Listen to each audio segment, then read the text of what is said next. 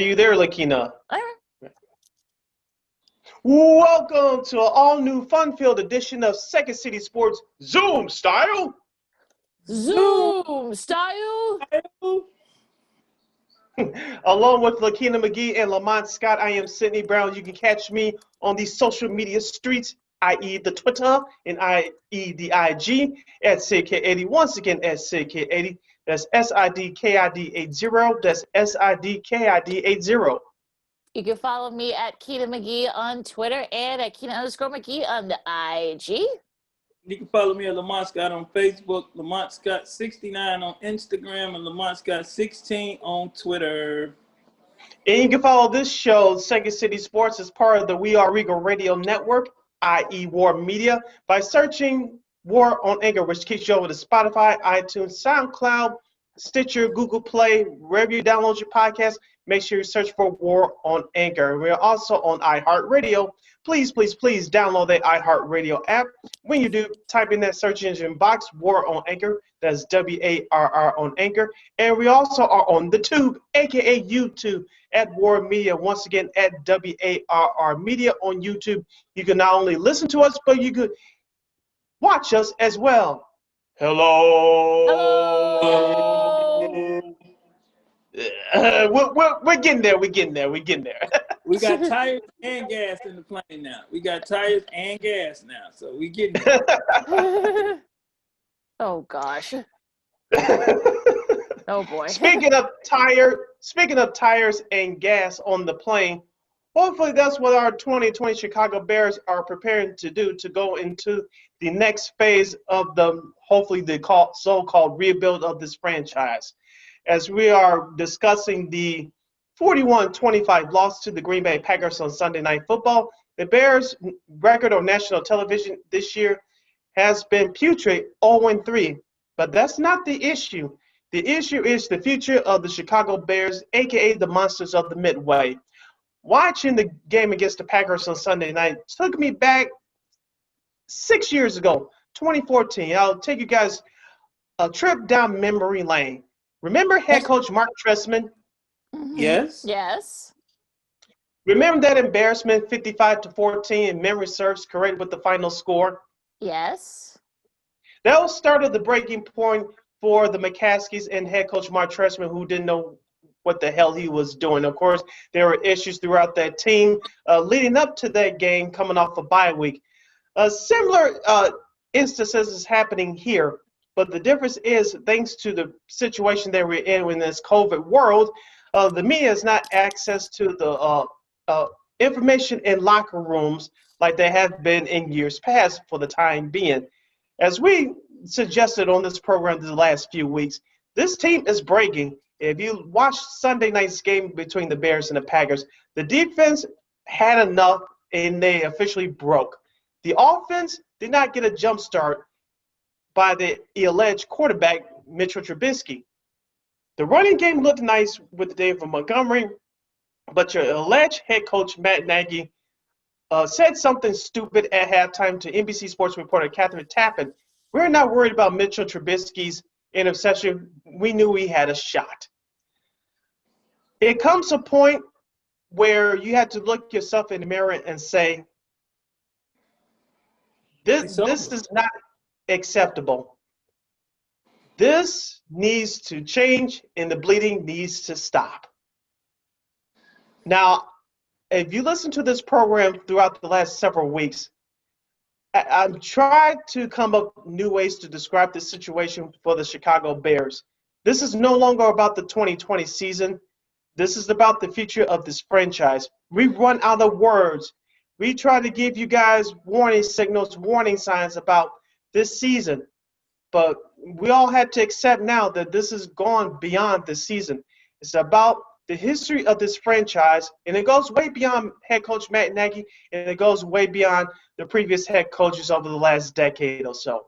This is about the history of the franchise, and a new philosophy needs to be installed up there in Hallis Hall. Now, who comes in, who comes out, we'll discuss that as we go along.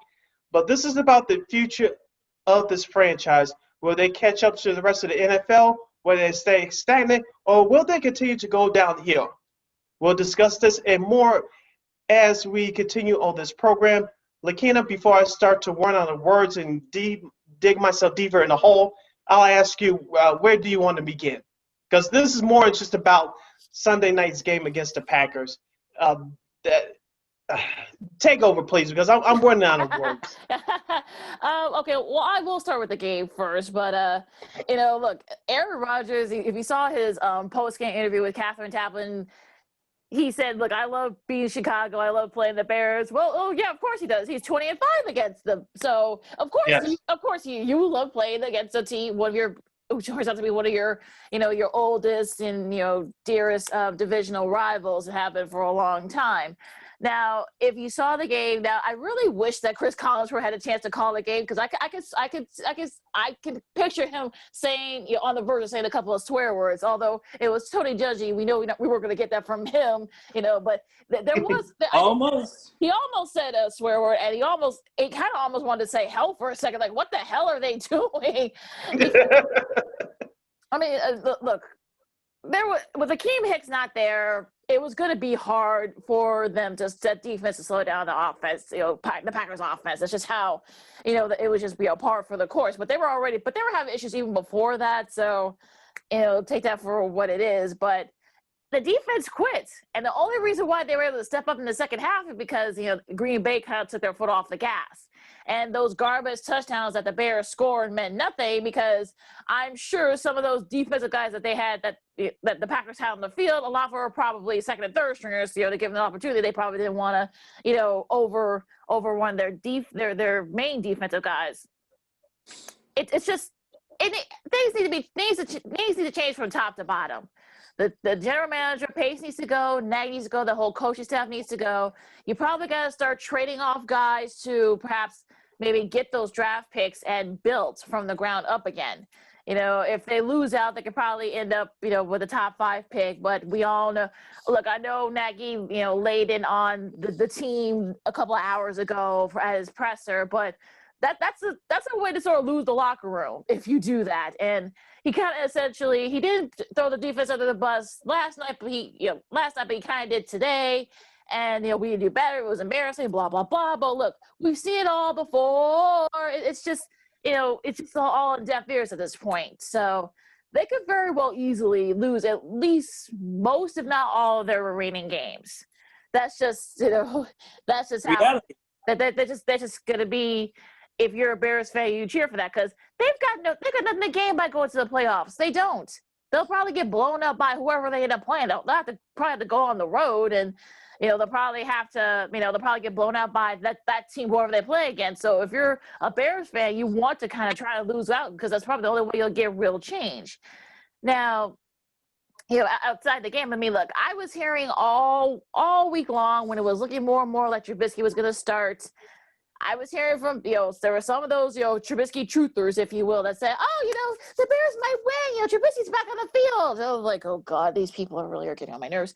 But I'm like, what really? And you end up getting the same thing when, Trubisky threw the interception to Savage on the end zone. I mean, and the strip sack. I know people say, well, they grabbed his face mask, but it really was a moot point then.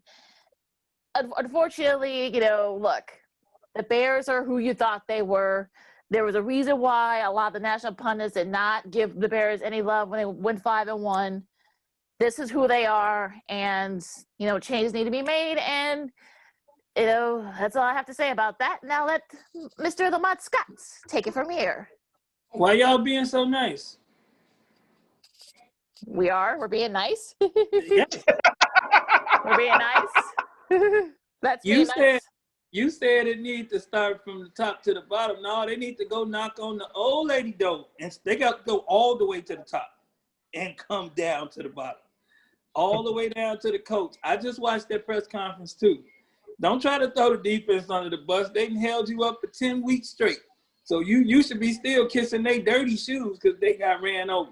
We knew what Aaron Rodgers would do to the Bears. We knew what was going to happen. That's why I didn't want to watch it with the people I was watching it with, because they was like, oh, the Bears got a shot. They got a good defense. In my mind, I'm sitting there like, no, this cannot happen. It will not happen. It won't happen.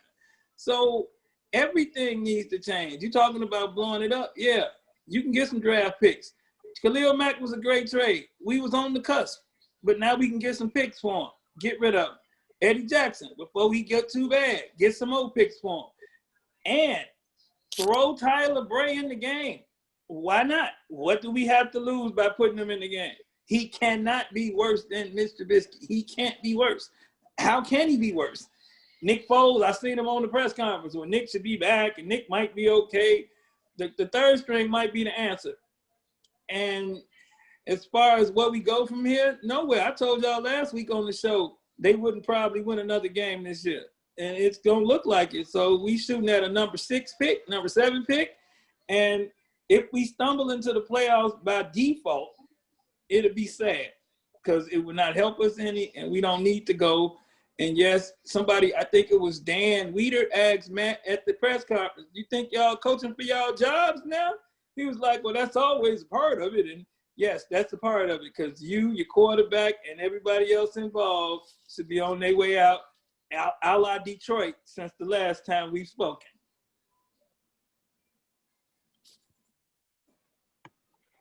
You're listening to Second City Sports along with Lakeena McGee and Lamont Scott. I am Sidney Brown as we discuss the Bears' 41-25 loss to the Green Bay Packers on Sunday Night Football. The Bears' record now drops to 5-6.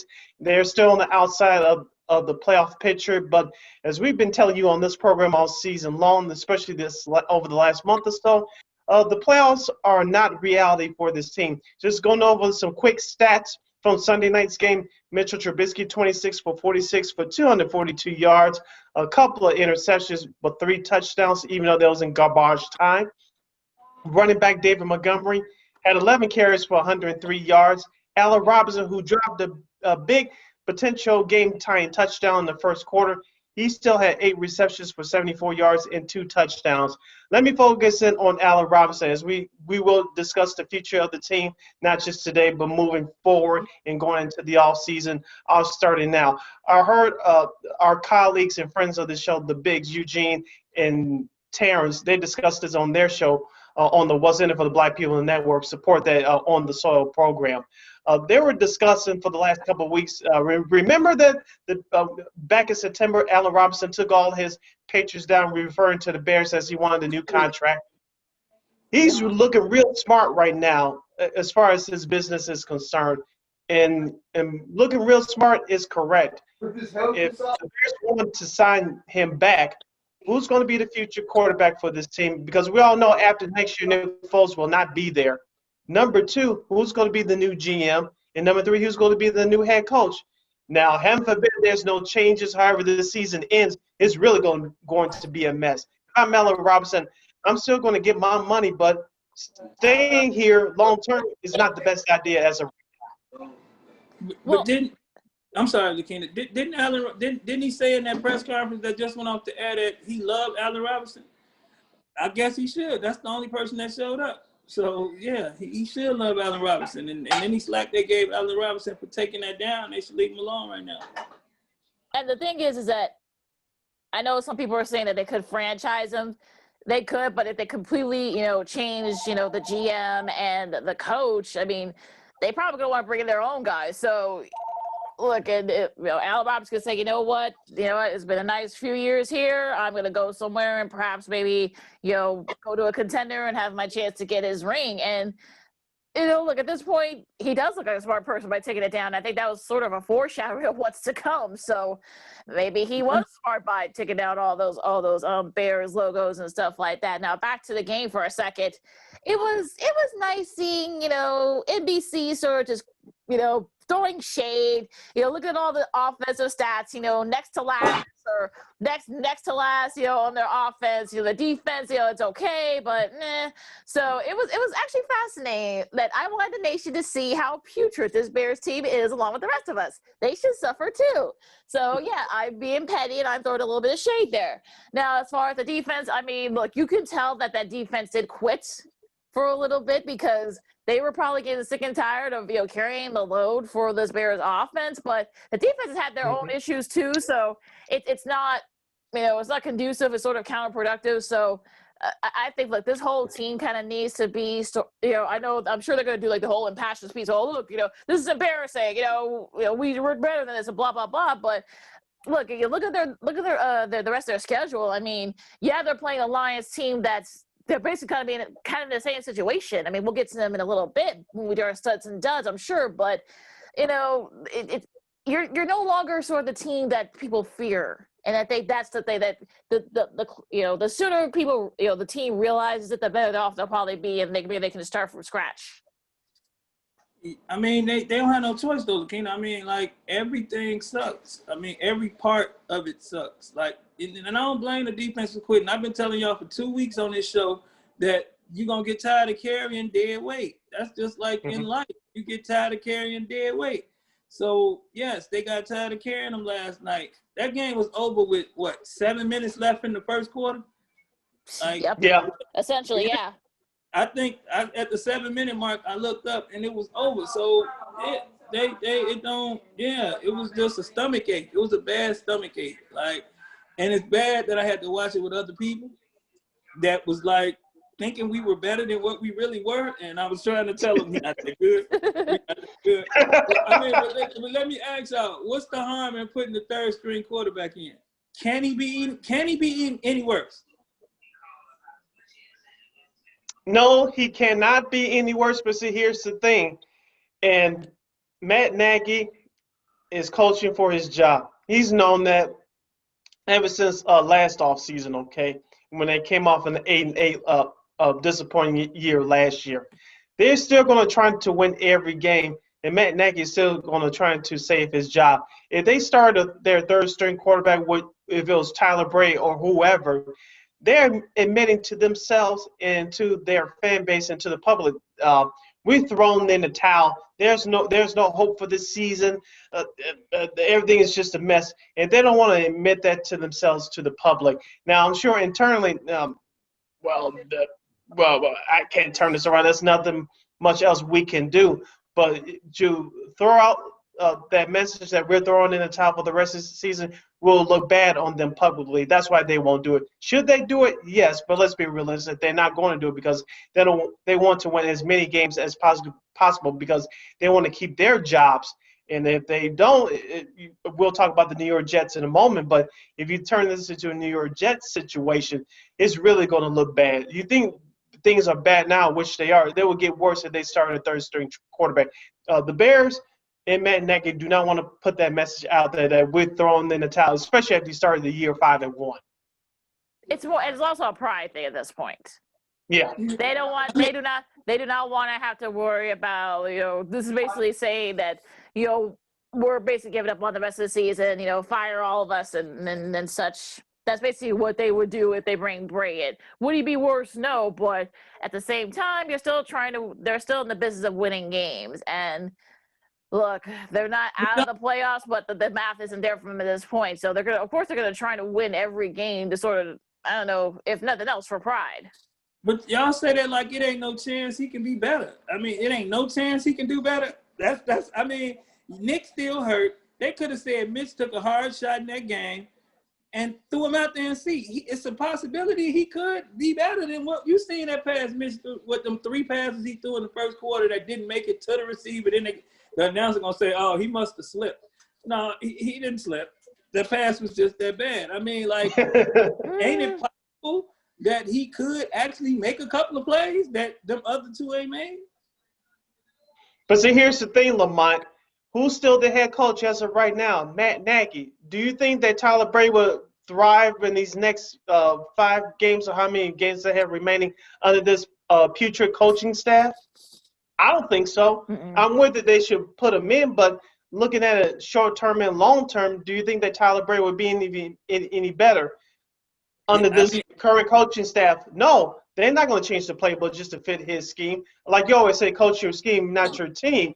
But I can't see Tyler Bray doing any better. I can't see him turning to be Kurt Warner overnight. That's not going to happen.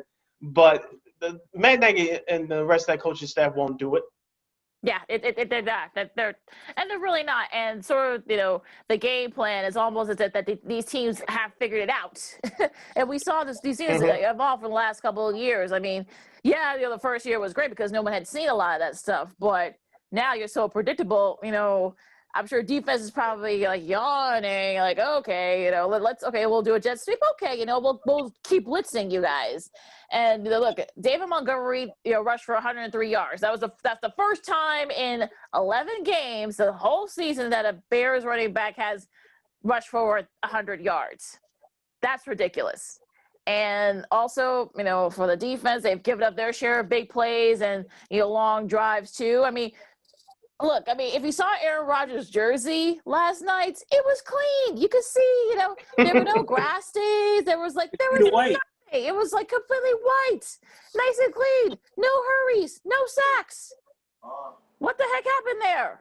I mean, everyone needs to look at themselves in the mirror. And look, if you want to put some of those second stringers in, go ahead. I mean, unfortunately, look, we haven't heard. We heard Robert Quinn's name once or twice that whole game. Khalil Mack, we heard same thing. So it's sort of one of those things where you kind of have to say, you know what, maybe everybody kind of just needs to go. And look, I would love for the McCaskies to give up ownership of the team, but that's not happening, unfortunately. Yep. So I don't know. I mean, this Bears franchise is in flux. So you saying we're going to suck for the next 6 years then? Because we still don't have a quarterback. I mean, it's just, it doesn't make any sense though. Like, and they dug it themselves, so that's why I don't feel bad for them at all. I mean, you look at the team down here, they won with a running back and quarterback.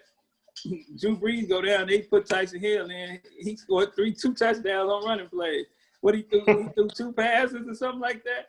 So you look at it's ways to win with a defense that Matt Nagy just ain't figured out. And from everything y'all saying, it just seems like Matt Nagy needs to go first, and we'll work everything else out from there. See, here's the thing, and you're listening to Second City Sports along with Lamont Scott and Lakeena McGee. I'm Sidney Brown. As we talk about the Chicago Bears and now the rest of the National Football League. Of course, let's keeping it in the Bears theme, but let's transition over a little bit to the Detroit Lions. Of course, Matt Patricia, the head coach, is out of there. GM Bob Quinn is out of there as well. Do you guys think that Matt Nagy and Ryan Pace should have been handed their pink slips following Sunday night's game? Because I tweeted that out during that game. This was horrible, and there's no excuse for it. Just keeping them around to the end of the season. I kind of want to get into why that the Bears are doing it, but I'll start with you, Lamont. Should Matt Nagy and Ryan Pace be on the fishing boat with Patricia and Quinn right now? You know what? They should be, but because he won the division, he won't be. They will let him finish the season out because he won that division. That's the only reason. But not just him. They quarterbacks got to go with him. This is what I'm saying. The quarterback room got to go. Mr. Laser got to go. All of them. That whole conglomeration of garbage has to go. And let it ride. And we need to just look at us not being in the playoffs for the next year or two. And figure out where we go from here. But wherever we go from here, did you see that stat last night where Aaron Rodgers and Brett Favre had more touchdown passes against us than all our quarterbacks combined? Like, you combine like 3 of our quarterbacks, and he had more. I mean, I think they eliminated Sid Luckman, but with everybody else we had during that time period, each one of them had more touchdown passes against us individually. Like, I think they had like. Does that include Bob Avellini too? Man, Bob, you're going to the Wayback Machine. You're going to the Wayback Machine with that one. No, I did not Google that either. Look, they benched Vince Evans for Bob Avellini in that playoff game in Dallas. I'm still mad about that. So, I'm not cool with what they're doing, but it's gonna have to start right there. I think we need to. Matter of fact, even if we got to trade Khalil Mack for a quarterback, so be it. At least we'll have a quarterback. A competent quarterback. But we need to do something, man. And it's embarrassing. And it's starting at the complete top, not just with Matt Nagy. It's a little bit bigger than him and a little bit bigger than McCaskey. I mean, we need to tell, she's an older lady now. We need to let her go get her some rest. She don't have no input, her son input, nobody from that address have input, and maybe they'll win a game. For me, they're gonna let them finish out the season. I think they're gonna wait to see how they finish. If they finish like 0-5 or 1-4, 2-3, they'll maybe they'll pull the plug. But if he finishes like at 3-2 or 4-1 or something like that, I doubt that's happening. But in case they do, then they'll probably give him a mulligan and give him a chance to finish.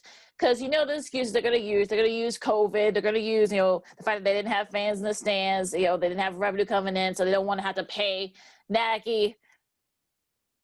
To pay Nagy and Pace, the rest of their contracts. So that's not going to happen. So I just don't see it. I mean, Ted Phillips needs to go, and other personnel there who've been there a long time, they need to go too. So I think it's all going to depend on how they finish. I think that's just got to be. That's how it is. I told y'all last week how they gonna finish 0-5. I told y'all last week they probably wouldn't win another game. You see a win in there with Detroit? You count the Detroit game as the only win? What other win you see in there? It might be Jacksonville. Maybe. Jacksonville? Maybe. Where that game at? Is it here in Jacksonville? In Jacksonville. It's in Jacksonville. They don't travel well. They're gonna go down to Daly's place and get beat up. Oh gosh. Yeah. They wrestle in Daly's place, so that's how I know people get beat up in Daly's place because the stadium connected to Daly's place, and they hold AEW in Daly's place, so it's gonna be a lot of beating up when the Bears go down there. Well, here's the thing before we move on. George McCaskey, he has to have a philosophy, and he has to have a pure overhaul. But like you guys said, will he be allowed to do that? It has to come from Miss Virginia McCaskey. Now,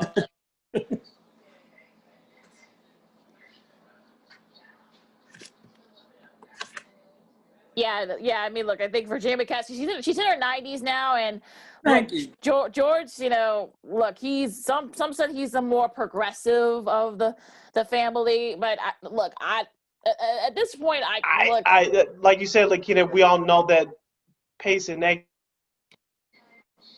They didn't even have TVs when she started talking. When she started paying attention to football, they didn't even have TVs.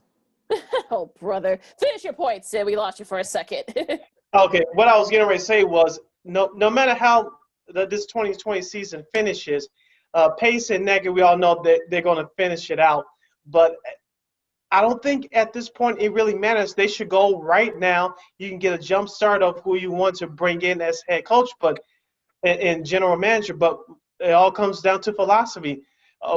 Will that philosophy be any different? Will it change going upwards, or will it go down even further? As I mentioned at the top of the show, it would be a real shame if the Bears use this pandemic as an excuse, because other teams in other sports, including the Chicago Blackhawks here in this city of Chicago, didn't use that as an excuse. They used it as a time to really look at themselves and make hard changes in their front office. See it real quick. The Bears were to go in a different direction. Do you think it would be a safe move to bring in an Eric Bieniemy maybe that come from Kansas City under that same thing, or will it just continue to losing because he's going to try to do the same thing?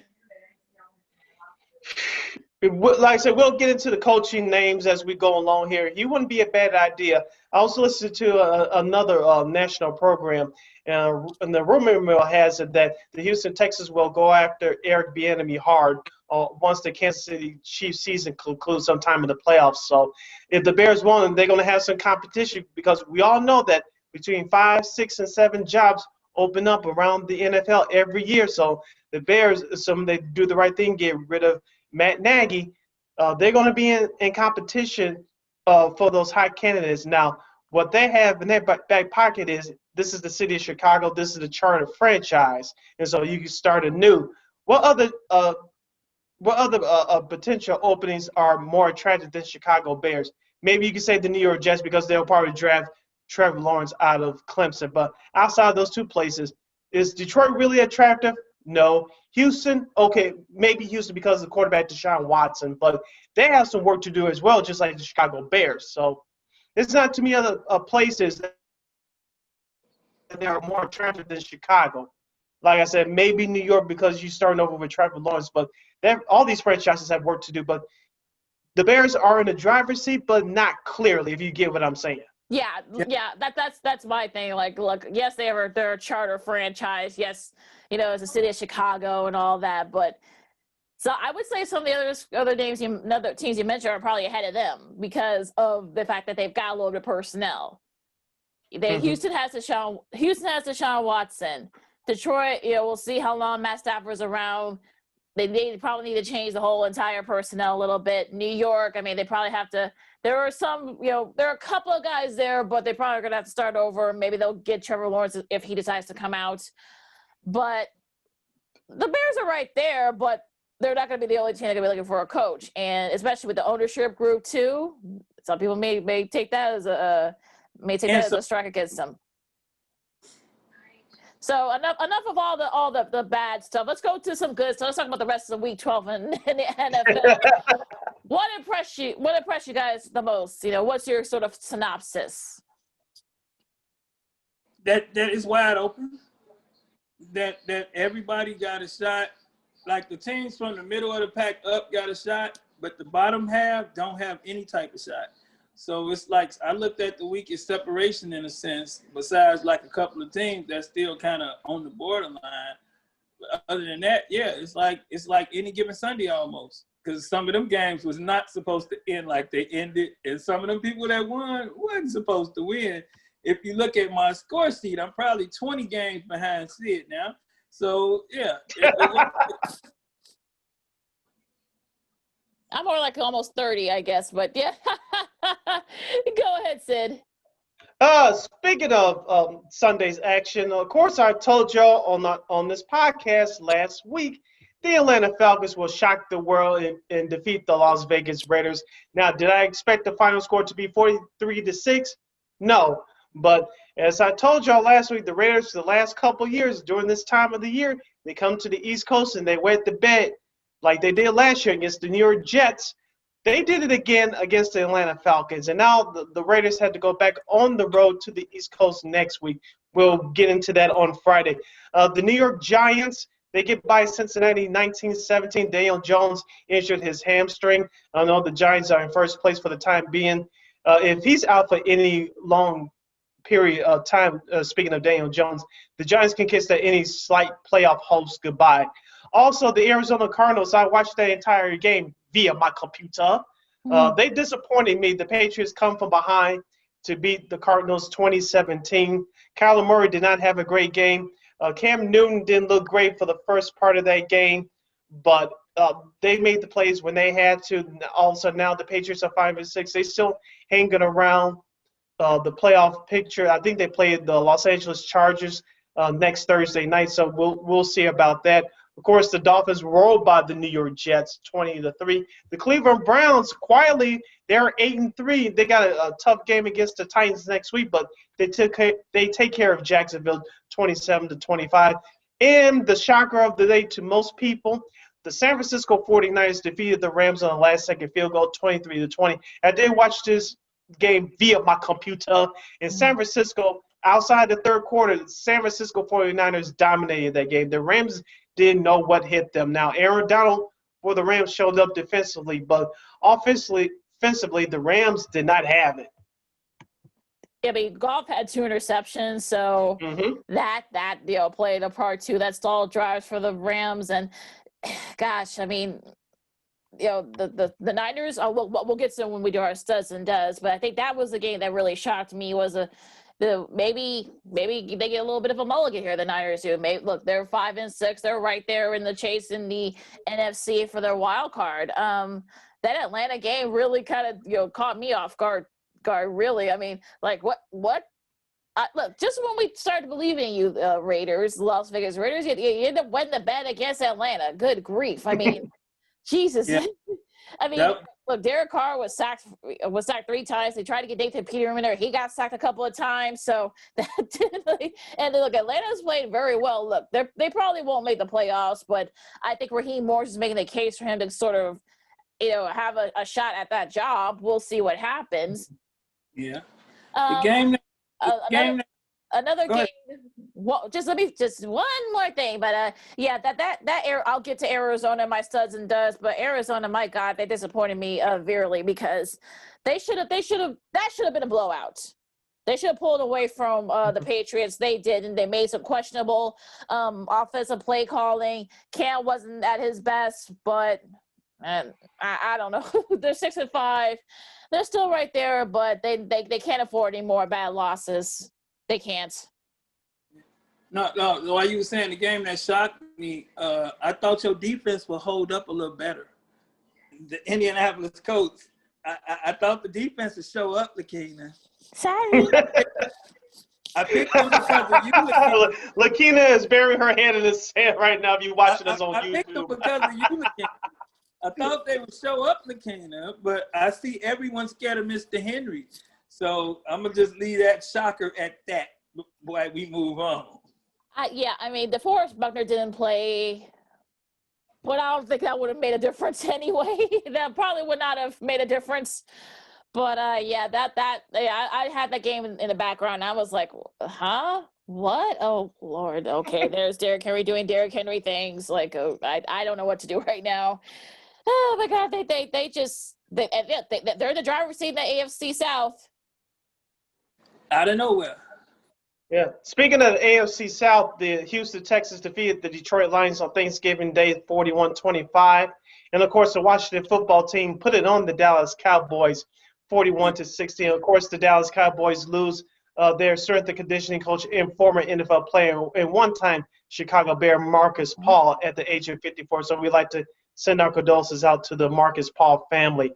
Those Thanksgiving Day games, I didn't watch too much of any of them. They were a joke. Oh, my God. Antonio Gibson, though, for Washington, I mean, 115 yards, 3 touchdowns. Washington's right there in the NFC East, like everybody else is. So, Alex Smith. I mean, look, we'll see what happens. They still got to play a lot of their fellow division rivals. They got the Eagles. They have the Steelers coming up this Sunday. They have the 49ers, the Seahawks to finish up against the Panthers. So, and everybody else, they got to play within their division. So I'm sure Washington hopes they can kind of sneak in there while everybody else beats the other up. Down here you got like the state is split. You got half Cowboy fans, half Saints fans. So I watched the game with a bunch of Cowboys fans, and their little feelings was hurt. And I was like, yeah, y'all losing to a team with no name.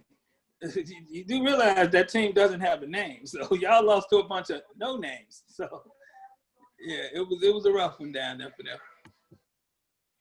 All right, Lakeena. Let's start with you as we wrap up this segment of our NFL Power Hour. Who are your studs for Week 12 in the National Football League? Well, I gave out one, Antonio Gibson, the running back for Washington. He looked great, and if you guys had him on your fantasy team, I'm sure you had a nice little fantasy bonuses there. Tennessee, I mean, I wasn't expecting that. Look, you guys know I've been touting that Indy defense. Derrick Henry said, it's Lakeena, sorry. I'll just run all over them. 178 yards, 3 touchdowns. Jesus Christ. I mean, like I said, they're now in the driver's seat to win that division. And let's see, my last one is San Fran. They looked really good, and look, a lot of guys are getting healthy. They have to play in Arizona for their last 2 home games, unfortunately, because the Santa Clara County officials have put restrictions on practices because, of course, the COVID cases rising all over the country. So it just came out, that they are going to be playing in Arizona. So we'll see how that turns out with them. So, and also I would say my bonus stud, and I hate that. Sorry, Lamont, I hate to do this to you, but I'm going to pick Green Bay. Aaron Rodgers, 4 touchdowns. Jamal Williams and Aaron Jones both ran through that Bears front 7. Green Bay, they're in the driver's seat in the NFC North. Actually, I was going to man up today and give my first stud to Aaron Rodgers. And even call him a bad man. Not the Green Bay Packers. Aaron Rodgers, get a stud. And my next one is the New Orleans Saints, even though they beat nobody. But tell you what, they ran the ball all day long, and they completely won a game by running the football against a team with no quarterback. So they can't really get a lot of credit for the win because Denver wanted to start a coach. But the way they just ran the ball constantly and knew they could just win just by running the ball, because Denver got a couple of killers on defense. So the way they was able to just do it was kind of impressive. And Hill is what, 2-0? Mm-hmm. So he gets juice, but the top stud gonna go to that Tyreek Hill character and that Patrick Mahomes character. The man had 200 yards in the first quarter. What he finished with, like 289? I think Pat had like 486 or something like that. That's a deadly combination. What he said after the game made a lot of sense. He said, we got the best quarterback with the best wide receiver, with the best coach, with the best offensive coordinator. We the best team. And I kind of got to agree with him, even though Pittsburgh's still on top. All right, did you give out your third stud, Lamont? Or the third was them. I went with Aaron Rodgers, the Hill for going 2-0, and the Tyreek Hill, Pat Mahomes combo. okay, here's my three studs. We didn't talk about this game, but it was exciting to watch if you watched it, especially if you were in the Chicagoland area. The Minnesota Vikings come from behind to defeat the Carolina Panthers 28-27. Vikings wide receiver Chad Beebe fumbled the kickoff early in the fourth quarter, but he came back and caught the game-winning touchdown. I believe his father is former NFL player Don Beebe. We'll check up on that. Yeah, it's true. It is? Yep, it is. Okay, I remember his daddy playing. He's from the Chicagoland area, Aurora, to be exact. Mm-hmm. Shouts out to Chad Beebe catching the game-winning touchdown. He's my first stud. My second stud will go to Cleveland Browns running back Nate Chubb, 19 carries for 144 yards and a touchdown in the Browns 27-25 win over Jacksonville. And my third stud will be the 49ers defense. Outside the third quarter, they dominated that game. Of course, they won on the last-second field goal by former Bear Robbie Gould, no less, being the Rams 23-20 in SoFi Stadium in Inglewood, California. All right. So, and yeah, Chad was also my bonus stud too. So congrats to him. And I'm glad he was able to kind of sort of redeem himself after that muff putt. Becoming Colt Carroll like his dad was way back when. Also, bonus stuff in me real quick. Back to the 49ers. Deebo Samuel, the wide receiver, 11 catches for 133 yards. Back from injury. Like he missed like almost a month with like a hamstring. So good for him. Okay, Dud's time. The other side. Okay, a dud for me is the Detroit Lions. Look, Matt Patricia, Bob Quinn, come with your pink slip and your link card. I mean, just zero effort. Lakeena handing out link cards. I am. I mean, they kept it close for a little bit, but yet, Houston, was able to pull away, and some bad turnovers and such. So it was just awful. Those Thanksgiving Day games were just putrid. My second, Arizona. I mean, just disappointing. Gonzalez again. You were set up to. For 3 straight games, you were set up to be the hero. Yeah, you missed all the field goals. And unfortunately, if so in your division, you're just right there in the edge of that last playoff spot. So you get it. Well, you get a dud. Well, the whole team gets a dud because that should not have been close. I'm sorry, New England Patriots fans, but it shouldn't have. And I'm gonna go a little off the cuff here for my third dud. Drew Lock, the Broncos quarterback, and Steve Saunders. Who is Steve Saunders, you're asking? Well, he's the strength conditioning coach for the Baltimore Ravens. They did not heal to COVID protocols. And so what happened now, there's an outbreak in Baltimore. It all started with Margaret and J.K. Dobbins. They ended up getting COVID. Then it was one of their top linemen. I think he has diabetes. He has it, and now others have had it. Now Lamar Jackson has it. There's a big outbreak. Now there's a chance they may not even play the game tomorrow. I'm talking about the Ravens-Steelers game. So that's supposed to be played tomorrow, but yet the Steelers are also having issues. But that's another conversation. But congratulations, Steve Saunders. You just started a whole outbreak, and also Drew Lock Also, Drew Lock, apparently he admitted that he wasn't wearing a mask. He wasn't doing this adhering to the protocols either. That whole roster of quarterbacks for the Broncos had to go in quarantine because they were in close contact with him, and because he got in close contact with somebody who has COVID. They had to come in, bring in Kendall Hinton, who had not played quarterback in like 4 years when he was at Wake Forest.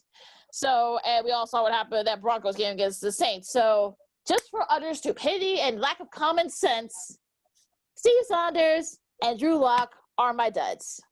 Thank you. I'm gonna stick with one of them with the Arizona thing, but my other one gonna go to Indianapolis because I didn't think their defense would not show up at all, and it looked like they didn't. And the last is like a combo because we kind of knew the Bears would be a dud, so we can't really give them a dud. But they don't deserve one at this point. They deserve the something Dallas worse. Cowboys can't be losing on Thanksgiving to the Washington. They don't have a name. That can't happen. You look back at all them videos of Emmitt Smith eating turkeys and Randy Johnson, and I bet Tom Landry banging his head against his coffin right now. Like, let me back out of here so I can get with them. But yeah, that's not good. So Dallas, the Bears combo, and Indianapolis. My 3 duds real quick. I'll go with you, Lamont, the Arizona Cardinals. That was a game they should have had against the New England Patriots on Sunday. Number 2, Lakeena, I agree with you. The whole quarterback group of the Denver Broncos, in particular Drew Lock, that's not smart. And my number 3 dud is the Las Vegas Raiders. Even though I did pick Atlanta to win, I didn't expect the Raiders to lay down a piss-poor performance like that. I just didn't expect it at all. I don't think none of us did. I think, and no one saw that coming at all. So, just without terrible. Julio Jones. Yeah, they didn't have Julio Jones. That's the thing people forget. They didn't have Julio Jones. He was a late scratch. So, and no Todd Gurley either. No, exactly. So, just inexcusable. And I'm glad even Gruden's kind of admitted that. Yeah, that was just piss poor and inexcusable. Ain't no excuse. And those are our studs and duds for week 12 of the NFL. We did our Seattle, Philadelphia picks and our Ravens Steelers picks. Should that game be played? I don't think it's going to get played, but you can go back to our previous podcast from Friday to get our predictions. All right, we're going to take a really quick break, but coming up, COVID has wreaked havoc already on college hoops and also college football as well, and we'll talk about the Tyson-Jones fight, and that the biggest star ended up not being neither one of them. That's right. And also to have a new segment / adventure for you guys. I want to see how you guys embrace this. So I'll have that coming up for you as well. Ooh, a tease. I love it. Okay, so we'll be right back with more Second City Sports Zoom style. Zoom style. Okay, welcome back to the second half of Second City Sports Zoom style. Zoom style. Along with Lakeena McGee and Lamont Scott, I am Sydney Brown. You can follow yours truly on the Twitter and the IG at SidKid80. Once again, at SidKid80. That's SIDKID80. That's SIDKID80. You can follow me at Keena McGee on Twitter and at Keena_McGee on the IG. You can follow me at Lamont Scott on Facebook, Lamont Scott 69 on Instagram, and Lamont Scott 16 on Twitter. And you can follow this podcast, Second City Sports, part of the War Media Network, at War on Anchor, which kicks you over to Spotify, iTunes, SoundCloud, Stitcher, Google Play, wherever you download your podcast. Make sure you search for War on Anchor and look for Second City Sports. Also, we're on iHeartRadio. When you download the iHeartRadio app, type in that search engine box, War on Anchor. That's WARR on Anchor. And we are also on the Tube, a.k.a. YouTube at War Media. Once again, at WARR Media. You can not only listen to us, but watch us do our thing. Hello. Hello. Hello. We're live. As you can tell. You can touch us. You can see us. Please like, share, and subscribe, folks, at War Media once again on YouTube. Please comment, like, share, and subscribe. Yep. And we're everywhere on Spotify, Apple Podcasts, Google Podcasts. So wherever you get your podcasts, you can check us out. You can find us. We're there. We are. Some great college football action during this Thanksgiving weekend. So what were your takeaways, gentlemen? I got two heroes. Go ahead. If we want to start with that. One, Sid, before I get into that, you remember, because things are not like we like to be in Illinois, I came to Louisiana and took my almost entire savings and put it on my Illinois fighting the Illini, and they 28 points. And of course, the game didn't happen. So I wasn't able to get Sid the car and things like that, but next time. I told you that's what I was going to do if I would have won. You remember I told you that I was going to do that for real. But hey, you might can do that in a couple of weeks when the Fighting Illini played Northwestern. I'm just saying. Well, I was going to get on you about that Northwestern in a couple of minutes because they didn't wet the bed. They wet the bus on the way to the game, but we'll get to them. But my two little heroes, though, man, like, I think the gentleman's name is Jared Anderson from Buffalo. Jared, yeah. Mm-hmm. 8 touchdowns? Yep. How does that happen? How does that happen? I mean, like, technically. You can't stop them. You can hope to contain them. I mean, that's not even, I mean, it seemed like the coach would have said, well, I'm going to take him out. I don't want him to do that. The man scored 8 touchdowns. So he definitely was my impact everything. But more than that, a young lady by the name of Karen Fuller. Sarah. Her name's Sarah. Her name's Sarah. The Fuller girl is what I called her all weekend. The Fuller with the foot is what I said. But yes, she kicked the ball and looked like she wanted to go hit somebody. And that was such a big thing for me because I've been saying that some of them soccer girls kick really hard, just like some of them volleyball girls spike really hard. And they should have been using them. We might need a woman kicker in Chicago in the next year or so. So, man, I was so happy to see that. And so, yeah, and as far as the rest of the college football game, it was okay. Like the ones I did catch, I watched like the Arizona game I caught some of, but those were my two impact moments from the weekend, other than me not being able to become a different person with Illinois. That's 3 times you said Illinois, Lamont. It's Illinois, so we'll have to fine you very soon. You have to take some chump change out your pocket. It's $20 each time, so that's $60. All right. Boy. I'm going to have to tell Mr. Bass. Now, going back to that Northwestern game, as you mentioned, Lamont, of course, Northwestern lose their first game of the year to the Michigan State Spartans, 29-20, dropping Northwestern's record to 5-1. I know, Lakeena, you're going to get into this in a minute, but their game next week at Minnesota has been canceled due to the Golden Gophers, their outbreak in COVID around that campus. But getting back to this loss against Michigan State, I watched some of that game. Northwestern had a chance to get back into it. They were competitive, but it's just an example of a young team making too many mistakes, and they don't have enough to overcome it. Peyton Ramsey, the quarterback for the Wildcats, he did not look good. He only threw for 210 yards and 2 interceptions off of 21 of 43 passing. He didn't look good. But Northwestern's running game, it was non-existent. Drake Anderson only had 41 yards rushing, and Isaiah Browser, their star running back, only had 28 yards of rushing. For Northwestern, it's not going to get it done. The only thing that's going to get it done for Northwestern, as far as offensively at this point, is to put up enough points and let your defense hunt. That's been their game plan all year. I know Northwestern is not that explosive offensively, even though they are creative at times. But just looking at that game at East Lansing last Saturday, those are the games, if you want to take your program to the next level, those games are the games that you should win. You don't throw those games away. Sid, I'm sorry. Can I ask you a quick question, Sid? Do you think go ahead. They're not ready for prime time?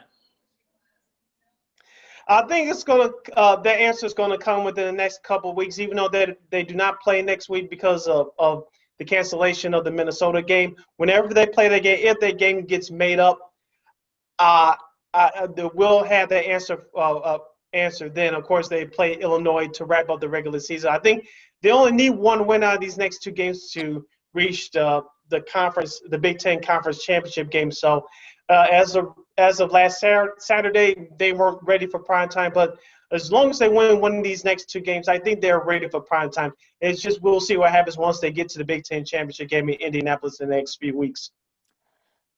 Okay, here's how I feel about Northwestern. This is sort of a typical look. They believe in their own hype. People were teasing them. They were going with the Fighting Reese Davises, and then they run into a pretty good Michigan State team. And Mel Tucker gets another big win.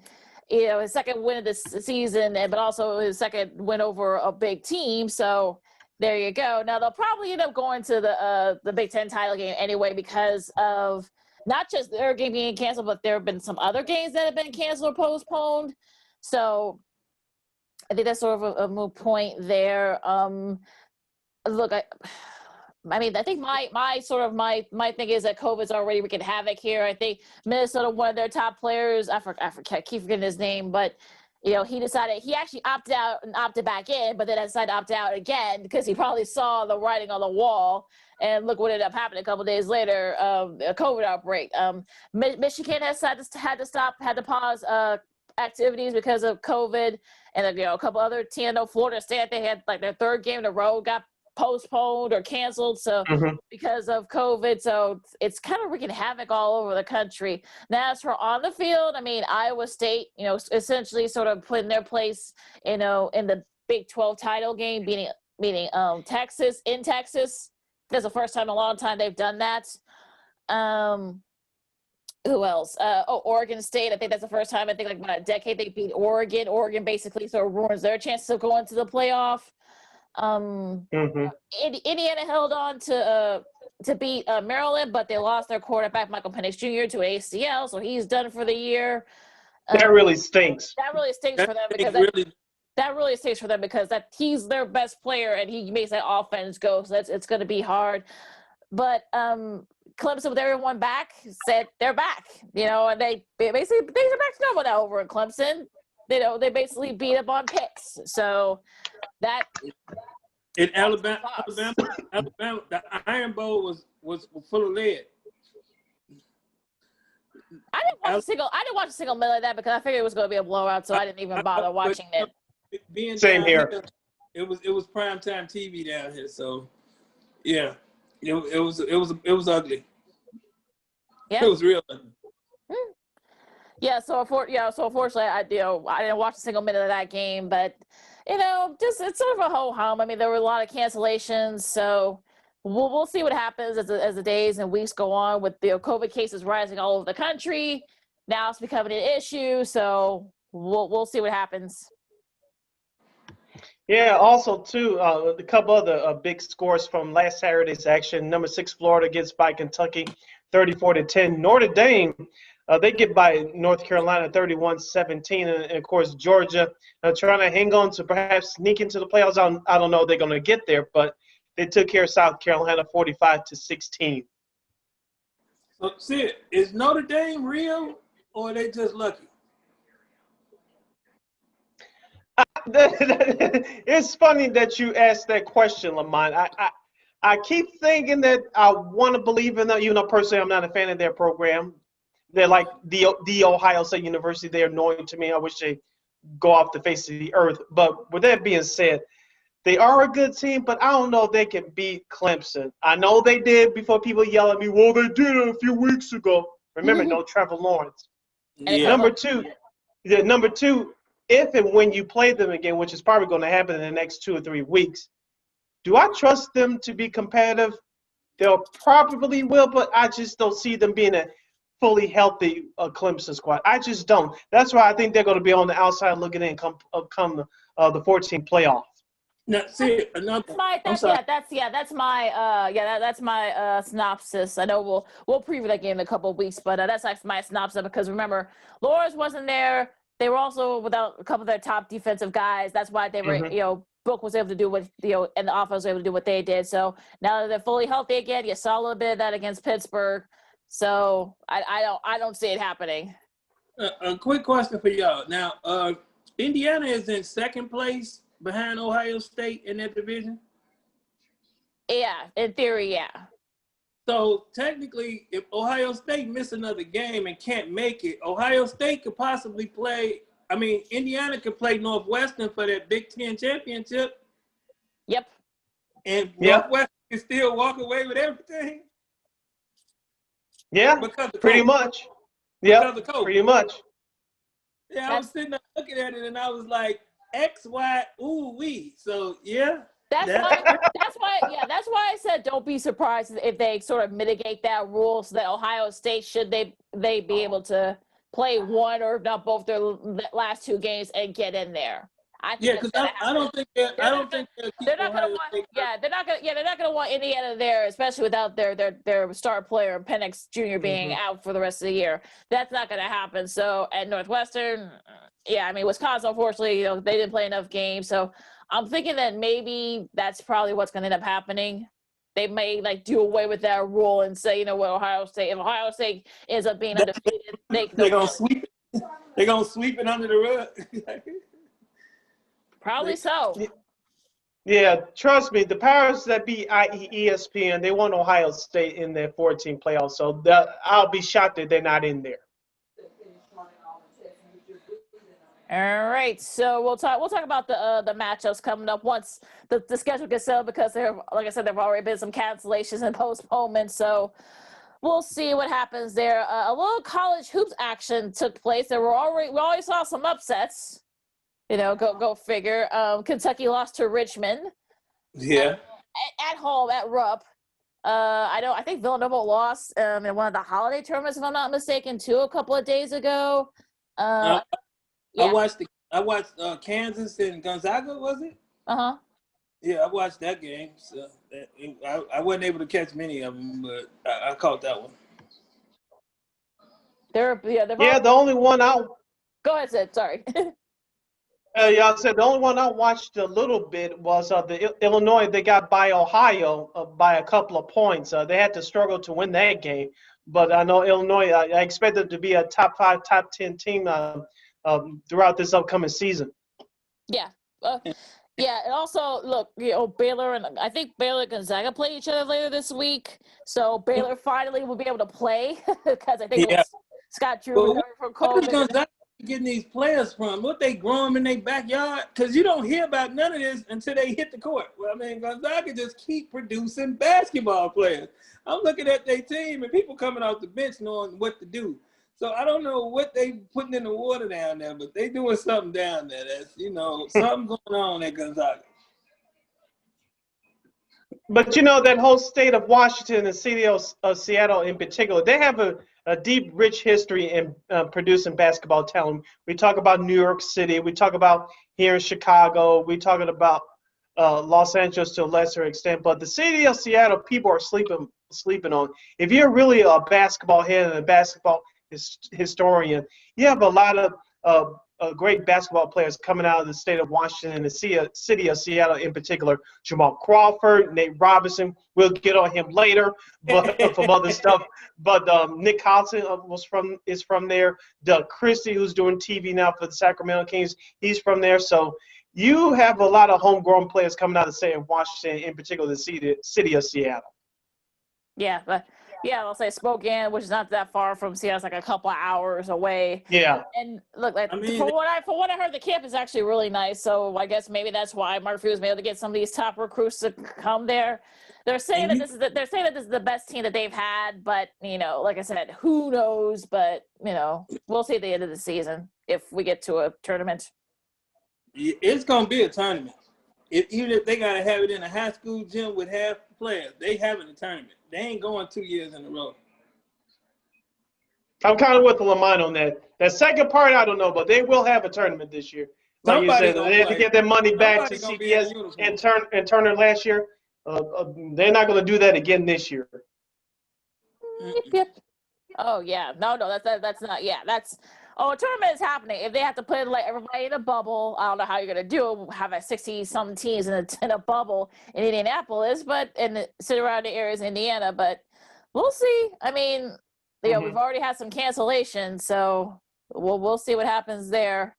some early on. So, teams have had to kind of pause activity. So I don't know, but they'll find a way to make it happen. Yes, they will. All right, Sid. So go ahead with your new sort of, Sydney dreams. yeah. I came up with this idea over the long holiday weekend that we just had with the Thanksgiving Day weekend and everything.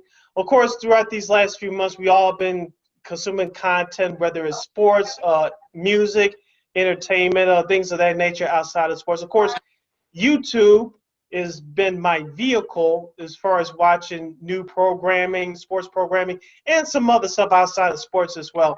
For this week is going to be um, basketball games. Of course, I'm telling the truth, on my swearing on my beating heart that I have not watched any of these clips, and so I wanted to get your guys' opinion on which one of these three old school basketball games should I watch. You guys ready?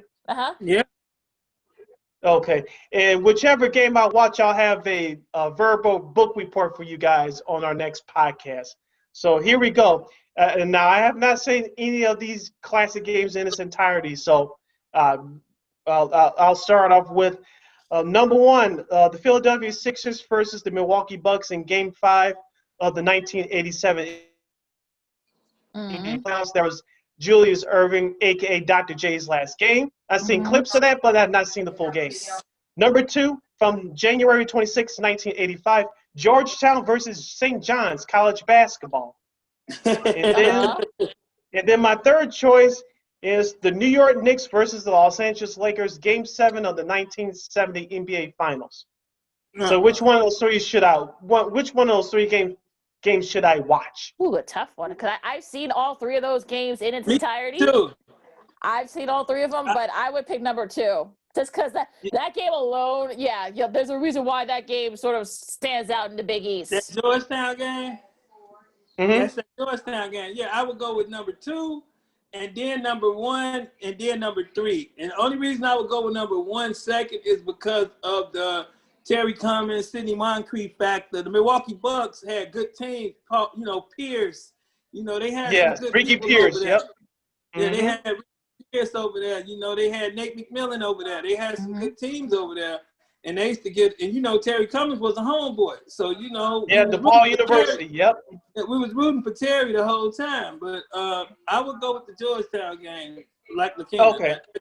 Because you're going to see a lot of people that became stars, that didn't become stars.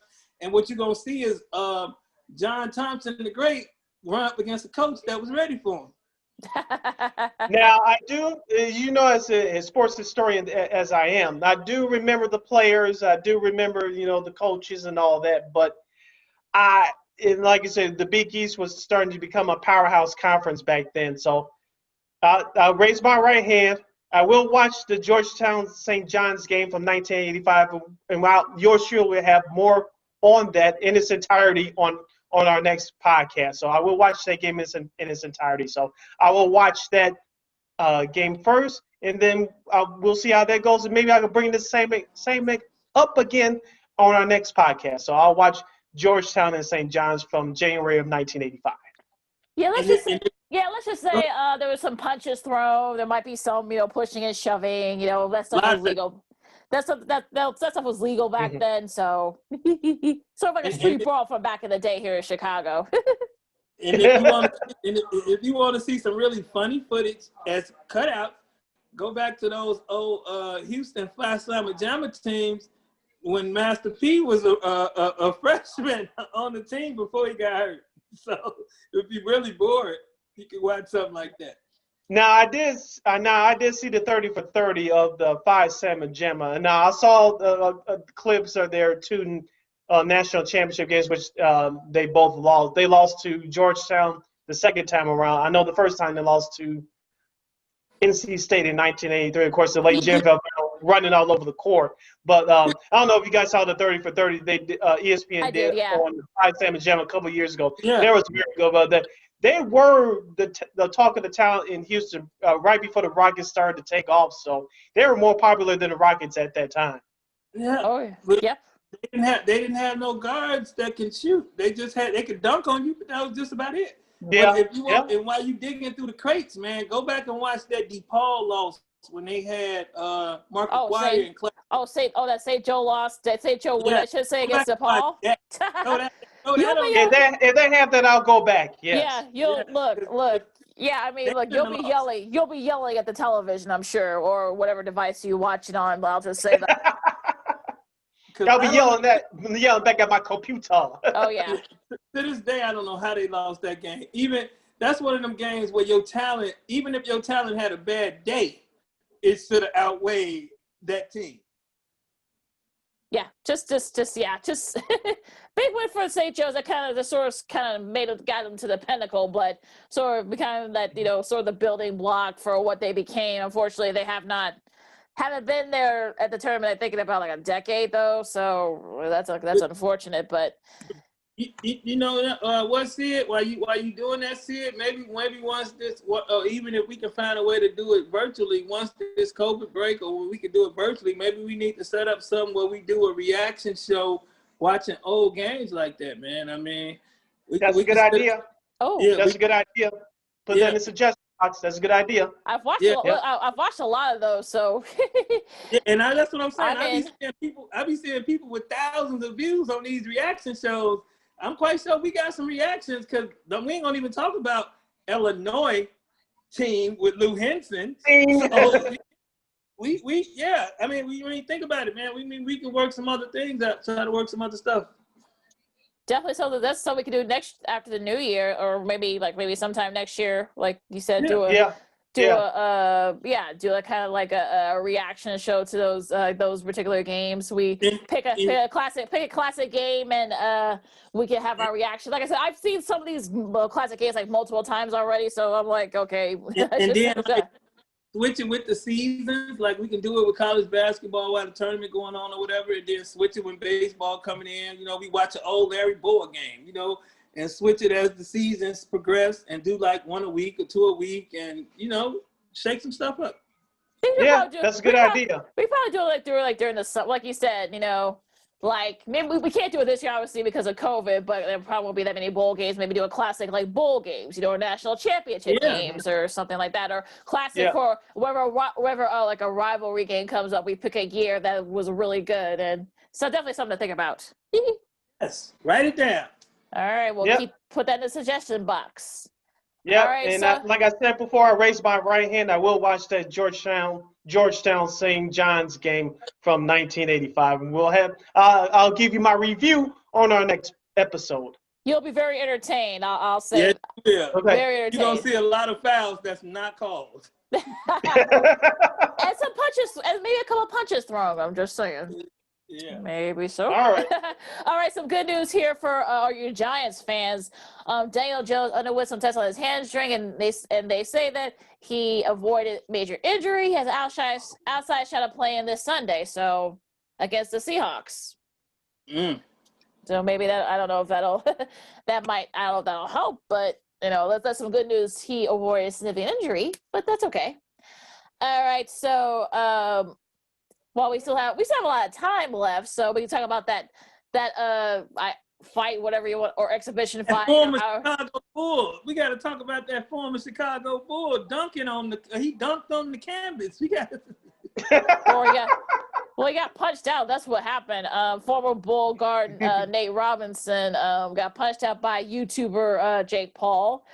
That was the undercard in that fight with an exhibition fight between Mike Tyson and, of course, Roy Jones Jr. I didn't get a chance to watch it. I actually forgot it was on. I was watching Utah and Washington, so that actually got my attention. Nice comeback win for Washington. I had to be down 21-0, but what you guys watched it? So what's your summaries of that of the undercard? We'll do the undercard first. Yep. You ever play Mike Tyson Punch-Out? Yeah. Oh, yeah, of course. Of course. Remember Glass Joe? Yes. Yep. Remember how he used to fall? That's kind of how he fell. Yep. He looked like a colored Glass Joe. Oh, my God. I saw a clip of him being knocked out. I'm like, Really? And he didn't. And he said himself he didn't even really train for this fight. This is sort of like a last minute sort of agreement that they How had. would you So go in there then? what? That's no excuse. You shouldn't have went in there if you ain't trained. Like, we ain't taking that one. You know, we'll see you in the with Ice Cube. We'll see you in the 3-on-3 in a couple of months, man. But, That's what he was doing before this anyway. Yeah, I know. We gonna see you back in the 3-on-3, bro. But I was watching that entire fight. I said I was rooting for him, but you lost to a YouTube star, and I don't know. I know, Lakeena, you didn't watch it. Lamont, did you catch the interview with Jim Gray after the Nate Robinson fight? Yes. Even he said this himself, like, I'm going working on my music. You could tell he really didn't take it that seriously. He looked across at Nate. I'm like, I respect you, but you ain't bleep. Yeah. And not Gray, this, you know what, out in the second round. And Jim Gray, so I don't even know what you could say about Jim Gray. He's so emotionless and he's so like want to insult you, but he don't, but he still do. It's like Jim Gray is just like special. You know, all the way back to Pete Rose. Jim Gray's special. So but even before then, the only thing that was really entertaining besides the knockout in that particular fight was Snoop Dogg. I heard about that. I tweeted it out. Snoop Dogg I tweeted it out during those fights on Saturday. Where is MLB, NHL, NBA? They need to hire Snoop. Like, I know the NBA used to do this with the players only broadcast, but can the NBA do this, or can football do this when we get back to some sort of normalcy next year with the NFL preseason, since nobody watches it anyway? Have Snoop Dogg commentate the NFL preseason game. I guarantee you have numbers. Give Snoop a job, man, because he know his sport, he know his game. Yeah, and he said it was such a cool way. He was like, "Ooh, baby, you need to move. You're gonna get hit, Daddy." My two uncles fighting at the barbecue. I mean, did he do a hockey game? I think about a year ago. Did he do like a Kings game? Yeah, he did. Yep, with the LA Kings something? about a year or so ago. Yep. Yeah. So. And he was on the Lakers broadcast about a couple years ago as well. Yeah, I remember that too. Yeah. So look, like I said, Snoop makes every sporting event, or he makes everything better. So just let Snoop. I wish we can do if a Super Bowl, and if they have to, start it back, but.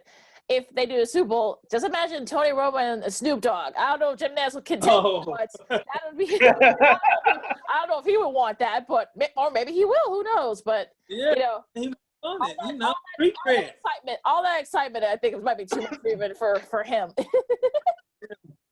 Wait, did y'all catch Tony Romo during the game that they played? Was it the Thanksgiving game? Which game he called? The Thanksgiving game? And they told him that, it was Thanksgiving game. He called both. They said Matthew Stafford just broke your record for touchdowns. He's like, on whatever. Thanksgiving. He said, whatever. He's like, I ain't. He's like, whatever. Yeah, he was like, whatever. He didn't really have a reaction to it, like, whatever. That was hilarious.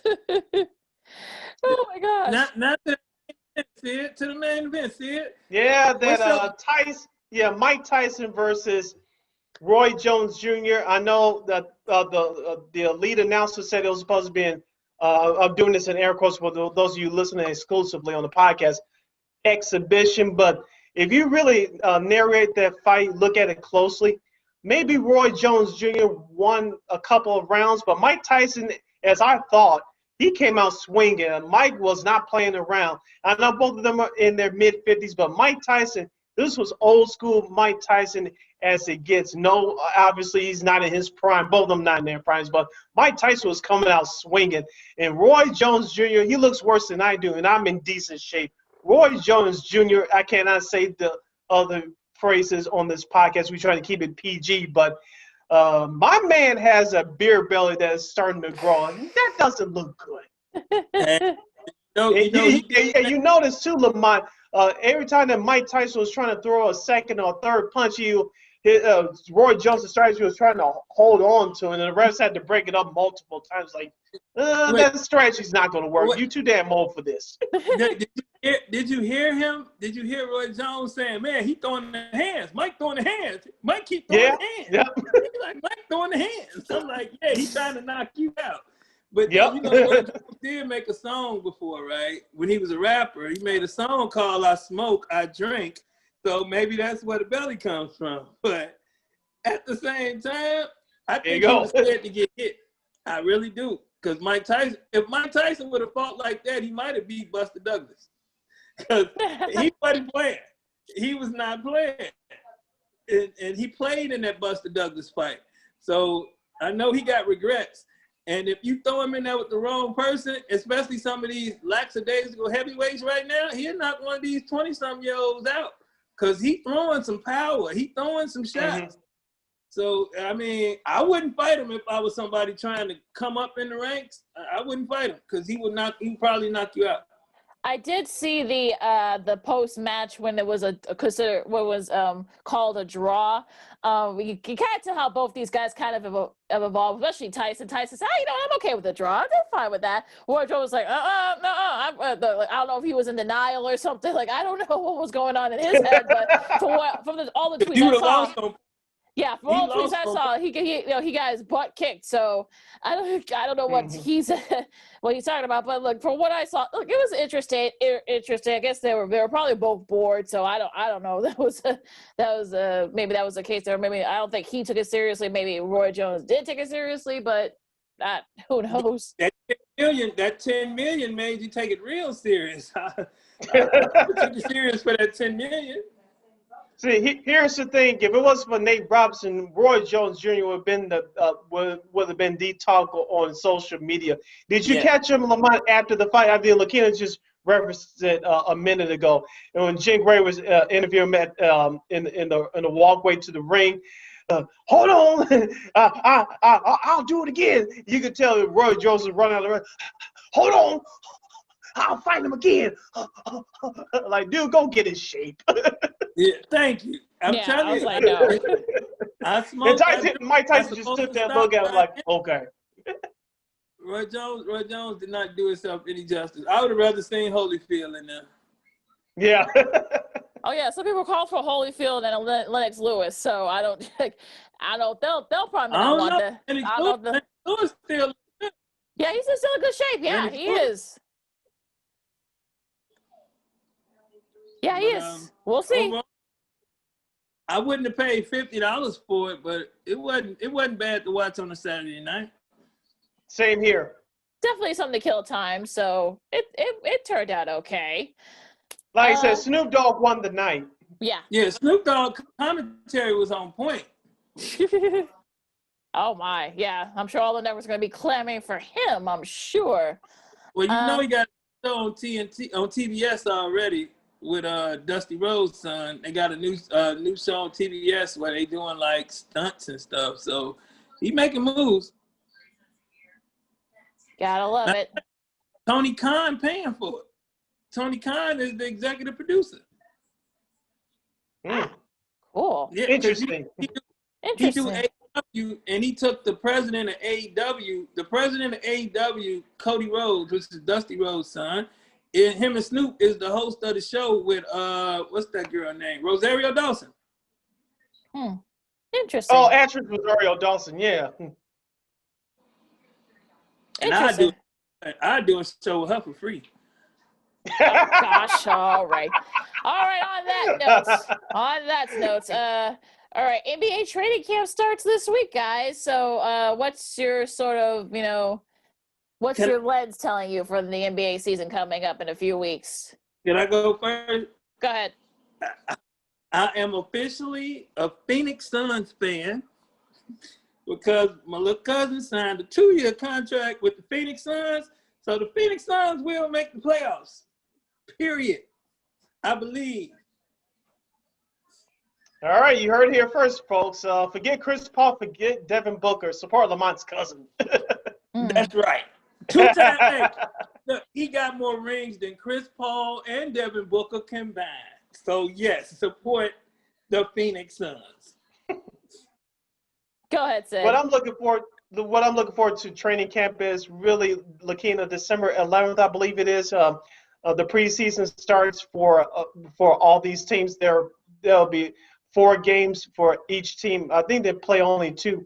Each team will play 4 games and 2 opponents. So they'll play in home and home series. I believe that schedule's set up right. So it's going to be a short preseason, and then December 22nd, the regular season starts. I'm ready. Yeah, it should be a fun season. You probably, like I said, you probably will only see a Brock maybe play maybe 2/3 of the season.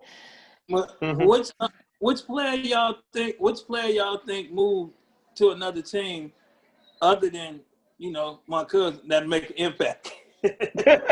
Oh, goodness, I think CP3 will make an impact with that Suns team.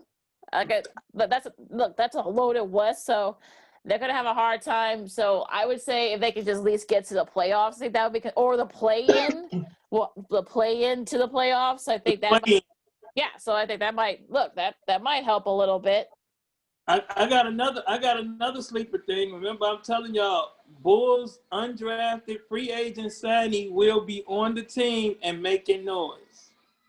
The Dotson kid out of Kansas will make that team and make some noise. He will not be going to the G League. He will get somebody's job. He knows how to play, and I'm not just saying that because he's from Chicago. He knows how to play basketball, and he can score. So I'm looking forward to watching him in the preseason go off and get him a spot. 2 guarantees in a row for Lamont. Watch out, y'all. Watch out. That's right. I can't wait to rock my Phoenix Suns jersey.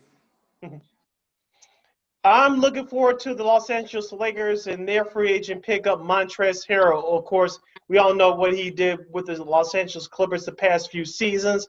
He's going to bring that toughness to the Lakers front line to help out another free agent now, teammate Marc Gasol and Anthony Davis as well. So the Lakers got better on paper to boost up their front line, especially defensively. So I'm looking for Montrezl Harrell to have a big year for the Lakers.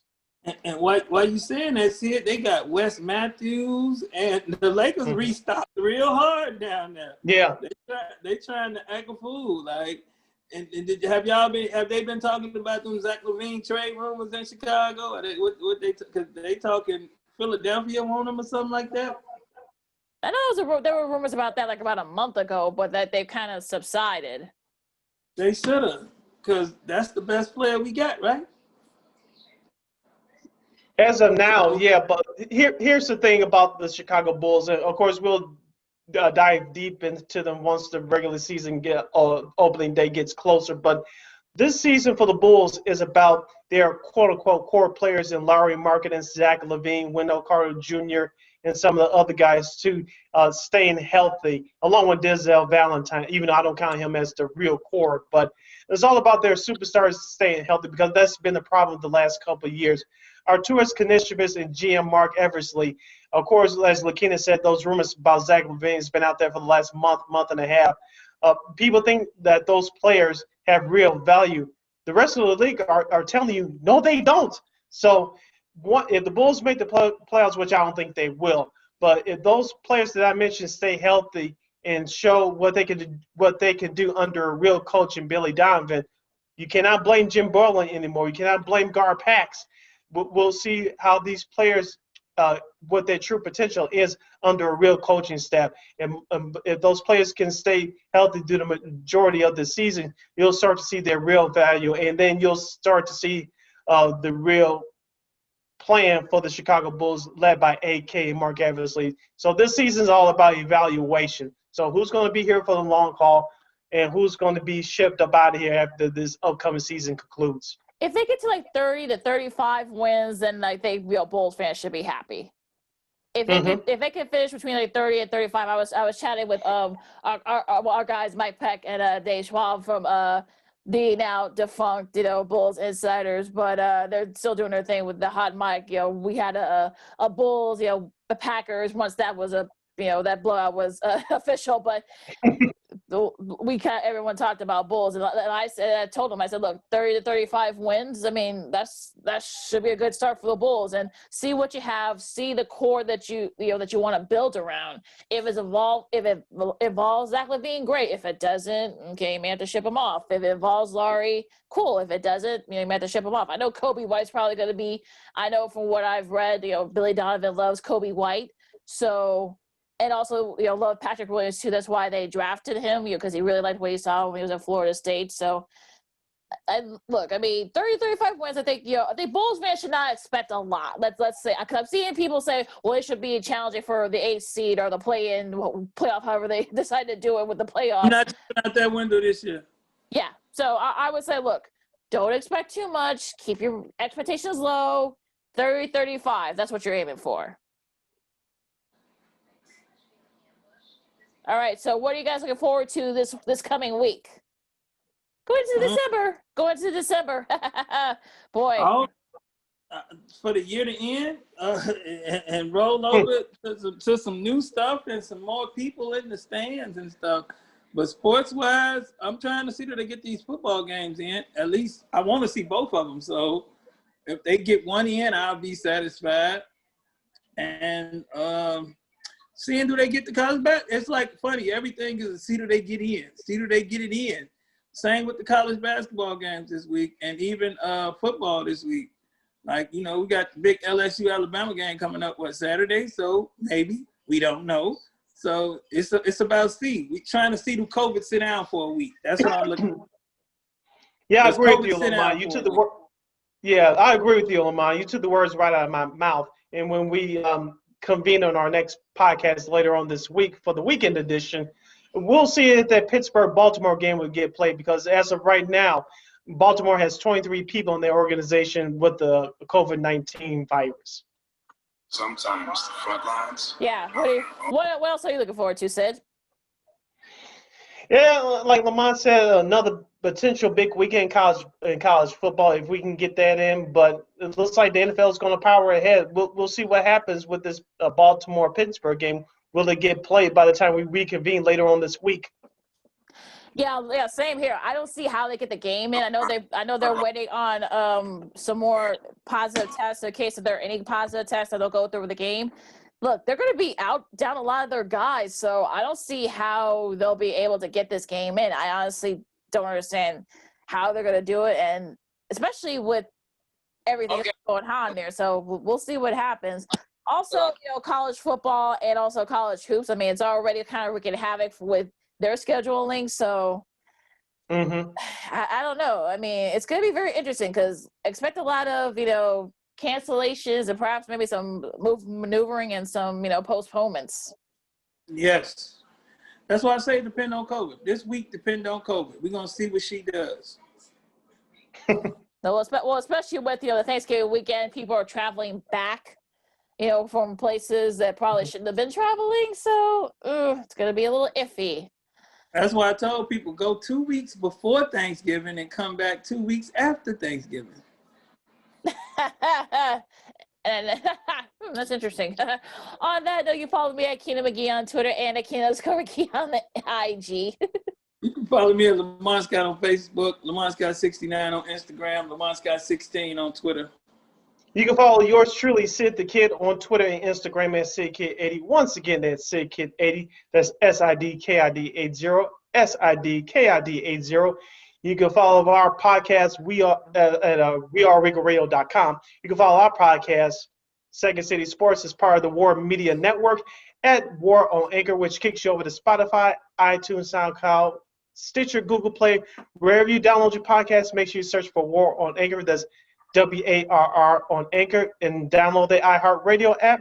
When you do, type in that search engine box, War on Anchor once again. And we're also on the Tube, a.k.a. YouTube, at War Media. Once again, at WARR Media. You can not only listen to us, but watch us as well. All right, so you guys be safe out there. Make sure you wear your mask properly and wash your hands. For the guys, I'm Lakeena. This has been Second City Sports Zoom style, and we'll see you Friday. Peace.